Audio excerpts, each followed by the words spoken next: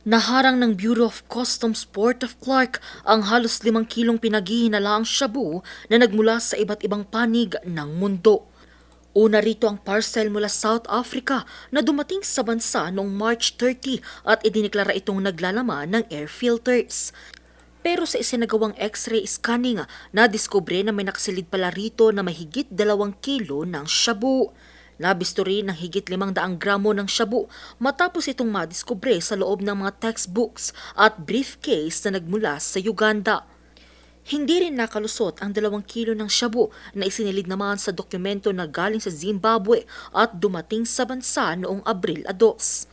Samantalang isa pang parcel mula sa United States na dumating noong April 8 ay dineklarang polyester clothing, ngunit nadiskubre na may nakasingit ding shabu sa pagitan ng mga damit. Sa kabuuan, umabot sa halos 34 million pesos ang halaga ng mga nakumpiskang iligal na droga. Patong-patong na reklamo ang posibleng kaharapin ng mga shipping company na nasa likod ng mga nasabing kontrabando. Samantala, arestado ang 35 anyos na si alias Ed, residente ng Barangay San Fermin, Cauayan City, Isabela. Ito'y sa ikinasang bypass operation ng PDEA Region 2 noong Lunes, April 20. Nasamsam sa kanya ang 1 kilo ng pinaghihinalaang marijuana na nakabalot pa sa cling wrap. Nagkakahalaga ito ng 120,000 piso. Na-recover din sa sospek ang mga drug paraphernalia, motorsiklo at isang cellphone na ginamit ng sospek sa transaksyon. 3 individual naman ang arestado sa barangay Napo, Badok, Ilocos Norte noong Linggo, April 19.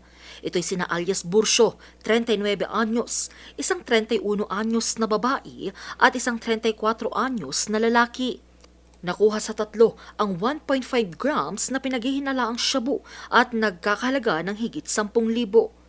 Tiklo naman ng isang high-value individual na si alias Mark sa barangay Gibel, San Jacinto, Pangasinan noong Linggo, April 19 sa isinagawang buy-bust operation.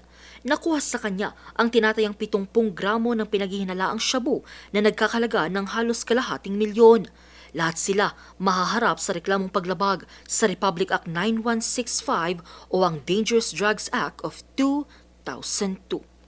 Angel Arquero, RNG News.